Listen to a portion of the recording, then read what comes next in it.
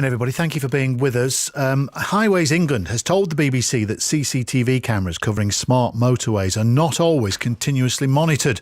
The government's expected to publish a review into the way the roads are operated. Campaigners are calling for the smart motorway system to be scrapped or at least be made much safer. 38 people have died after stopping on a hard shoulder which was actually being used as an additional motorway lane. Well, Claire Mercer's husband Jason died in June on the M1 near Sheffield. He was hit by a lorry when he pulled over to exchange details with another driver after a minor collision. Claire has been asking for a judicial review into the future of smart motorways, and proceedings have now started. And Claire joins us now. Hi, Claire. Hello. Thanks very much for being with us. Claire, I always like to, before we start to talk about what happened to Jason, just tell us a little bit about him so we can learn a little bit about him. He was a big, noisy, fun-loving character. He definitely stood out in the crowd. He'd got a big red Mohican, lots and lots of tattoos, facial piercings. He was old school punk rock, and he was a big, noisy so-and-so. You always knew when he was around. Yeah. And so what happened to him was horrific. How do you feel? I know you've campaigned for a while now, but how do you feel when you hear this, that these cameras aren't continuously watched? It's just kick in the stomach after kick in the stomach. You know, I'm still learning to try and carry on my life without him. It's only been a few months, and we just keep finding out fact after fact like this. You know, first of all, these are called smart motorways, and first of all, the technology doesn't work in most circumstances. Now the cameras aren't watched continuously, and then the laybys are nowhere near as close together as they've been told repeatedly to put them. So nothing is as they've promised, and it's just been allowed to go on and on and on for 11 years now.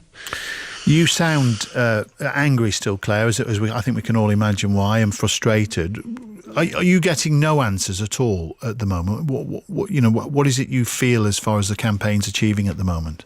The campaign is going from strength to strength. We've got a website, Facebook page and Twitter page all called Smart Motorways Kill, and it is going from strength to strength. In terms of any replies I get from Grant Chaps or Highways England, nothing, just all goes quiet every single time. I mean, Grant Chaps even phoned me on my mobile as I was walking into work the other week, and he promised this and promised that, and I've not heard another thing from him since.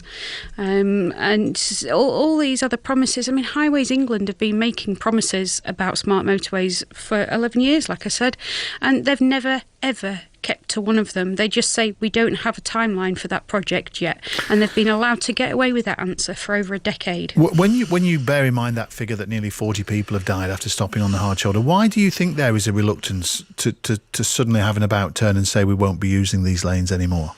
Because the amount of money they've thrown at this, but they've thrown so much at it.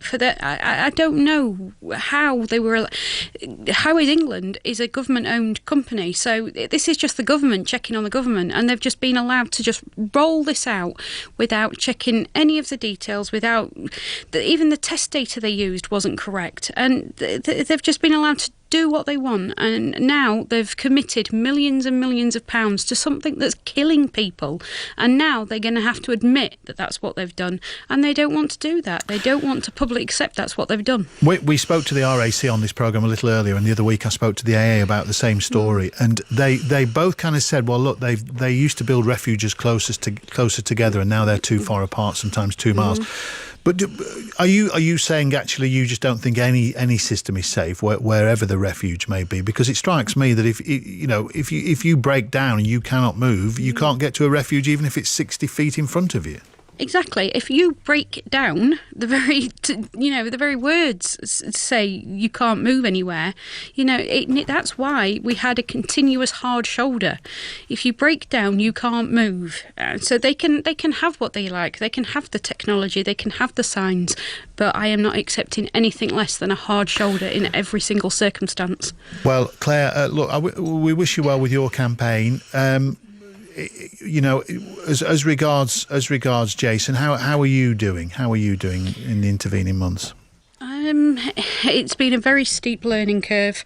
I don't know how I'm going to do long term. I'm having counselling. I'm on a lot of medication. My family are tripping over themselves to look after me, and I've put them to a lot of work on the campaign as well. But I don't know. I haven't really got any choices, have I? Claire, we all wish you well. Thank you very much for talking to us. Thank you very much. Thanks, Claire. Claire Mercer there, whose husband Jason died on the M1 near Sheffield. While Highways England, for the record, they say deaths on the roads are a tragedy. Safety is its number one priority. It says it's committed to implementing any new recommendations from the government's review of smart motorways. It's a story we'll continue to follow here on Drive. Right, 5:46 now. Somebody's just coming